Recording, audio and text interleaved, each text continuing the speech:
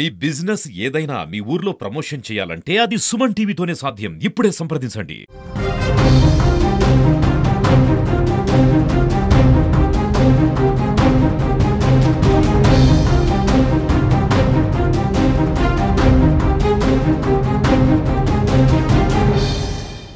తిరుపతిలో 6 నెలల చిన్నారి మిస్సింగ్ కేసు సంచలనంగా మారింది. తిరుపతికి సమీపంలో ఉన్నటువంటి కొరమేనగుంట ప్రాంతంలో ఆ చిన్నారి ఉదయం 5 గంటల ప్రాంతంలో మిస్ అయినట్టయితే తెలుస్తుంది.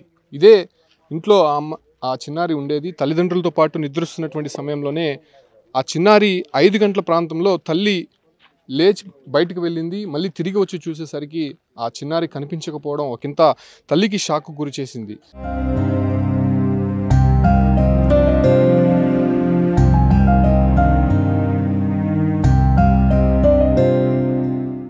పక్కనే ఉన్నటువంటి వీళ్ళందరికీ కూడా సమాచారం ఇచ్చింది. అప్పటికే ఈ పరిసర ప్రాంతాలంతా కూడా చిన్నారి కోసం గాలించారు. అయితే కనిపించకపోవడంతో పోలీసులకి ఫిర్యాదు చేశారు. ఇదే గుడిసెలో ఆ చిన్నారి ఉండేది. తల్లి చందన, తండ్రి భూపతితో పాటు చిన్నారి రమ్య 6 నెలల పాప. ఇదే ఇంట్లోనే వాళ్ళు నివాసం ఉంటున్నారు. తండ్రి భూపతి ఆటో నడుపుకుంటూ జీవనం సాగిస్తున్నాడు. అయితే పోలీసులు ఈ కేసుని ఛాలెంజ్గా తీసుకున్నారు. నేరుగా ఎస్పీనే ఇక్కడికి వచ్చి విచారించారు. ఇప్పటికే 3 టీంలు ఫామ్ చేశారు. ఒక ఇన్స్పెక్టర్ ఆధ్వర్యంలో 5 బృందంతో కూడినటువంటి 3 టీంలు ఏర్పాటు చేశారు. దాంతోపాటు కూడా సాంకేతికంగా ఎక్కడైతే ఈ పరిసర ప్రాంతాల్లో డ్రోన్లు ఉపయోగించి ఎక్కడైనా ఆచూకీ తప్పిస్తుందో దాని గురించి కూడా విచారిస్తున్నటువంటి పరిస్థితి కనిపిస్తోంది. ఇదే నివాసంలోనే చిన్నారితో పాటు కుటుంబ సభ్యులు ఉండేవాళ్ళు.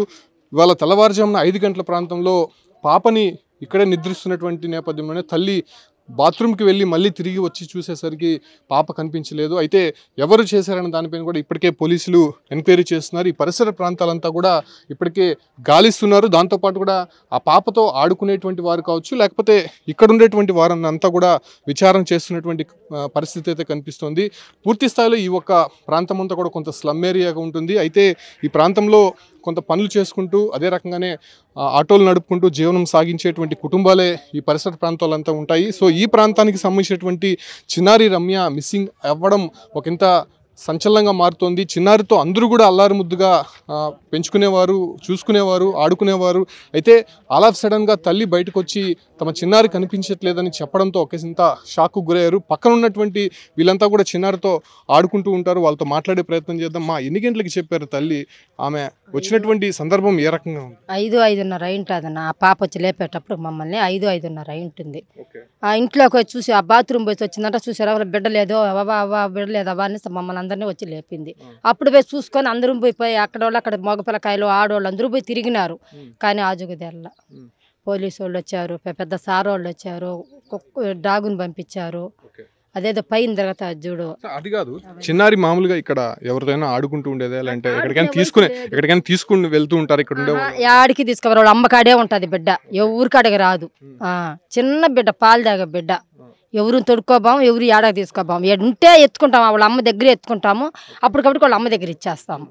సాధారణంగా చిన్న బిడ్డ ఆమె పడుకోండేటువంటి సమయంలో తల్లి బాత్రూమ్కి వెళ్ళి వచ్చేటువంటి సమయం అంటే ఇంచుమించు ఒక 5-10 నిమిషాలే అయి ఉంటుంది. సో ఆ సమయంలో ఇక్కడ మామూలుగా తిరుగుతూ ఉంటారు తెల్లవారుజామున. ఆ టయానికి తిరగలేదు, అందరూ నిద్రపోతా ఉండారు. అందరూ ఇళ్లలో పడుకునేసినాం. ఆ సమయానికి బయట రాలా, ఎవరు రాలా. పోయి ఇంటి దూరంగా కూడా లేదు. ఇదే ఇంటి వెనకాలనే బాత్రూమ్ పోయేసి వచ్చింది. ఆ చెట్లలోకి తిరగ వచ్చి చూసి బిడ్డ లేదని చెప్పింది. తండ్రి ఉన్నాడు ఇంట్లో. తండ్రి పండుకున్నాడు, 2 బిడ్డలు పండుకొని ఉంటారు. తండ్రికి కూడా తెలియదు అంటున్నాడు. అంటే చిన్న పాపతో పాటు ఇంకొక బిడ్డ కూడా ఉంది. 3 కదా ఆడపిల్లకాయలు, 3 ఆడపిల్లకాయలు, 2 ఆడబిడ్డలు, తండ్రి పండుకొని ఉన్నాడు. ఆ చిన్న బిడ్డ, 3వ బిడ్డ, లాస్ట్ బిడ్డ ఇప్పుడు కనపడుకుంటా పోయింది. పిల్లలు ఏం చెప్పలేదా? అందరూ నిద్రపోతున్నారు. అందరూ నిద్రపోతున్నారు. చిన్న పిల్లకాయలు నిద్రపోతా ఉండారు, ఆ తండ్రి నిద్రపోతా ఉన్నాడు. వాళ్ళ అమ్మ ఒక్కటే లేచిపోయి ఉండదు బాత్రూమ్కి. నిజంగా ఇది కొంత సంచలనంగా అనిపిస్తోంది. చిన్న బిడ్డలు 2 నిద్రపోతున్నారు, తండ్రి కూడా అదే ప్రాంతంలోనే నిద్రపోతున్నారు. తల్లి బాత్రూమ్కి వచ్చేటువంటి దాదాపు 5-10 నిమిషాల లోపలే పాప మిస్ అయినట్టయితే తెలుస్తుంది.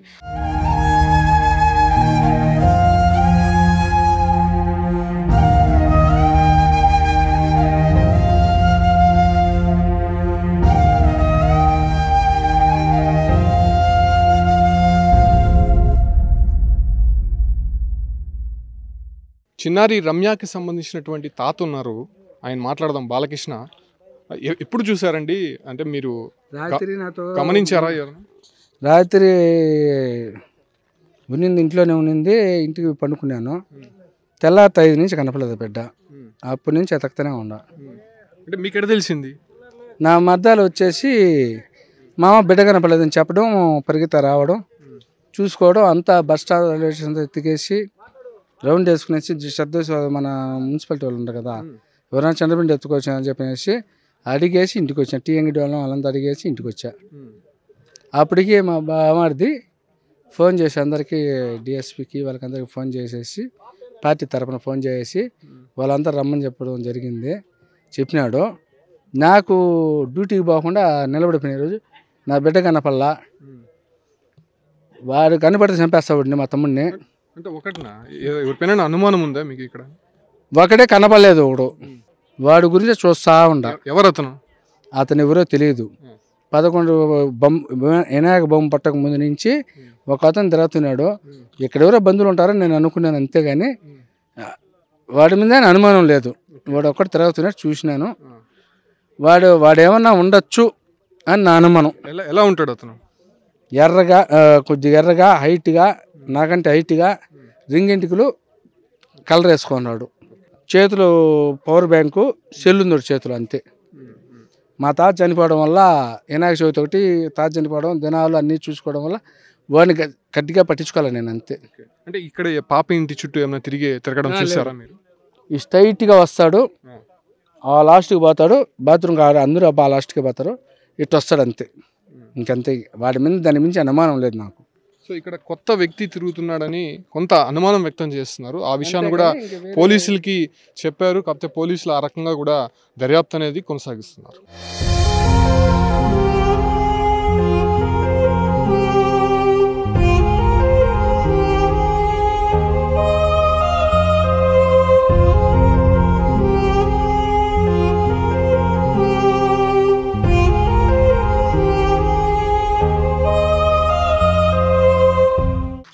మీరు చూస్తూ ఉంటారు కదా, ఎవరైనా మామూలుగా వచ్చి వెళ్తూ ఉంటారా? ఈ ప్రాంతంలో ఎప్పుడైనా బిడ్డలు మిస్ అయ్యేటువంటి కేసులు ఏమైనా ఉన్నాయి? ఇంతవరకు లేదు.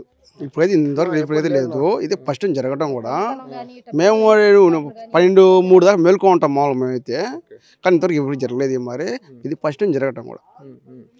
వాళ్ళ పోవటం, బాత్రూమ్ బయట రావటం కొద్దిమందికి ఈ మధ్య జరిగింది. 20 మంది 30 మంది పోయినాము, చూసినాము, ఎక్కడ లేదు. పక్కన వాళ్ళని అడిగితే ఏదో తెల్ల స్కూటీ అంట అని చెప్పినారు. అంటే ఈ దారిని పోయాను చెప్పి మా విషయం అంతా. మరి ఆ దారి అంటే ఏడా పడలేదు అని చెప్పినారు. అంటే మీకు ఎప్పుడు తెలిసిందన్న? వాళ్ళ తల్లి బయటకు వచ్చి చెప్పిందనే సార్? తెల్లారు ఉదయం కొద్దిగా లైట్ వెలిగింది. నేను కరెక్ట్గా 5:30 నిద్ర లేస్తాను.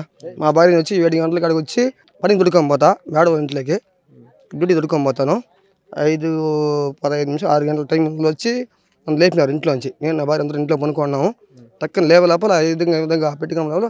పెరిగితే చూసేలా పెట్టి కనపడలేదు. మా భార్య ఇంట్లో పనుకుంటే మా భార్య వదిలేసి పక్కన దొరుకొని పోయేసి మొత్తం వెతికాం.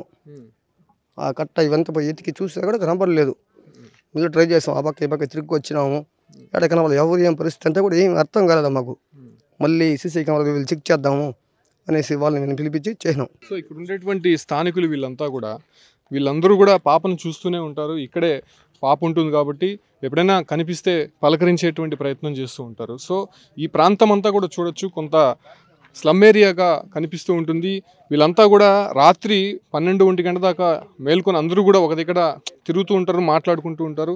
ఆ తర్వాత 6-7 గంటలకి వాళ్ళ పనులకు వాళ్ళకి వెళ్ళిపోతూ ఉంటారు.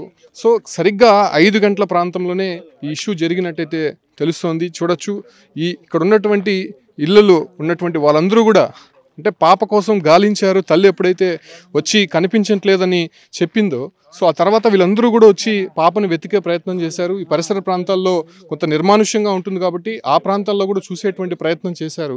మీరు మార్నింగ్ చూసారా? వాళ్ళ తల్లి వచ్చి చెప్పినప్పుడు మీరు వెతికే ప్రయత్నం చేశారు? తల్లి వచ్చి చెప్పినప్పుడే తెలిసింది సార్ మాకు. ఆయనకు ముందు మాకు తెలియదు. బిడ్డను మాత్రం మా దగ్గరనే పెట్టుకొని ఆమె తిరుగుతూ ఉంటుంది. మా తమ్ముడు కోడాలి. తెల్లారుజామున అట్లా పోయినాను, బీట్లోకి పోయినానమ్మా అనింది. ఆ నుంచి వచ్చి బిడ్డ తలుపు తట్టింది.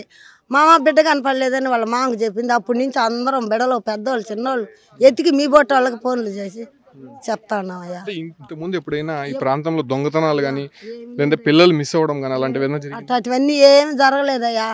ఏదన్నా ఉంటే వాళ్ళ ఇండ్లలో సమస్యలే కానీ అట్లా మారిగా ఎవరు వచ్చేది లేదు పోయేది లేదు.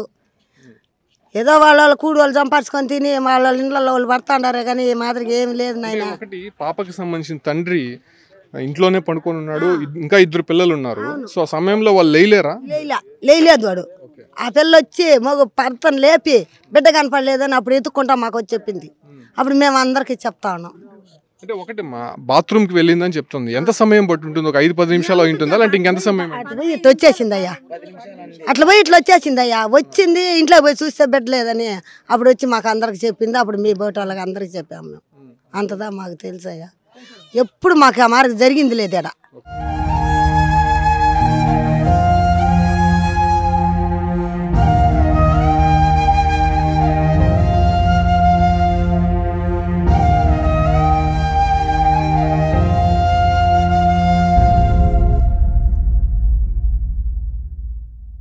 సో ఫస్ట్ టైం జరిగింది అంటున్నారు. అంటే ఫ్రాక్షన్ ఆఫ్ మినిట్స్, 5 మినిట్స్ నుంచి 10 మినిట్స్ లోపలే ఇక్కడే ఇల్లుంది, ఆ పరిసర ప్రాంతాల్లోనే ఆమె బాత్రూమ్కి వెళ్ళి వచ్చేటువంటి సందర్భం కేవలం 10 నిమిషాలు మాత్రమే. ఆ 10 నిమిషాల్లోనే పాప కనిపించకుండా పోవడం.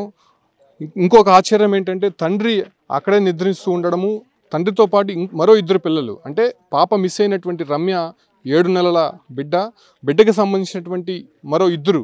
అంటే ఈ బిడ్డకి పెద్దవాళ్ళు 2 కూడా నిద్రపోతూ ఉన్నారు. సో ఆ సమయంలోనే జరిగినట్టయితే తెలుస్తుంది. పోలీసులు విచారణ చేస్తున్నారు. ముమ్మరంగా ఈ ప్రాంతం అంతా కూడా ఉదయం నుంచి గాలించారు.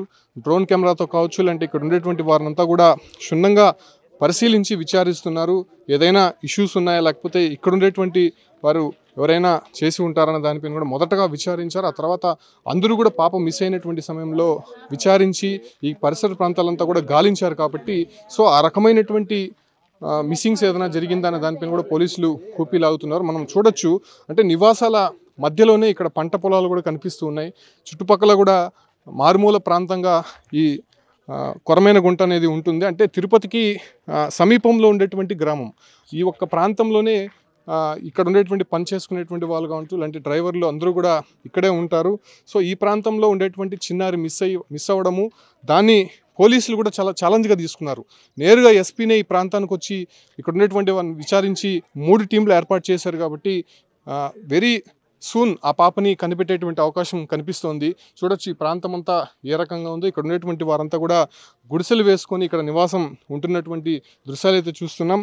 అయితే ఇవాళ ఖచ్చితంగా పాపని ట్రేస్ అవుట్ చేస్తామని చెప్పి కూడా పోలీసులు ఓవైపు ఛాలెంజ్గా తీసుకున్నారు. నేరుగా ఎస్పీ వచ్చి దాన్ని టీం ఫామ్ చేశారు. కాబట్టి సో ఏ రకమైనటువంటి ఇన్వెస్టిగేషన్ జరగబోతోంది, ఇక్కడ ఉండేటువంటి వాళ్ళు ఏ రకమైనటువంటి ఇన్ఫర్మేషన్ ఇవ్వబోతున్నారని దానిపైన కూడా ఉత్కంఠ నెలకొంది. 6 నెలల చిన్నారి రమ్య తల్లిదండ్రులు కూడా ఇప్పటికే పూర్తి సమాచారం ఇచ్చారు. పోలీసులకి ఏమి ఇన్ఫర్మేషన్ కావాలో అన్నీ ఇచ్చారు. కాబట్టి సో ఆ రకమైనటువంటి ఇన్వెస్టిగేషన్ అయితే కంటిన్యూ అవుతోంది. 3 టీంలు ఫామ్ చేశారు. కాబట్టి సీసీ కెమెరాల ఆధారంగా, అదే రకంగా ఇక్కడ ఇచ్చినటువంటి కొన్ని ఇన్ఫర్మేషన్ ఆధారంగా ఇన్వెస్టిగేషన్ అయితే కంటిన్యూ అవుతుంది.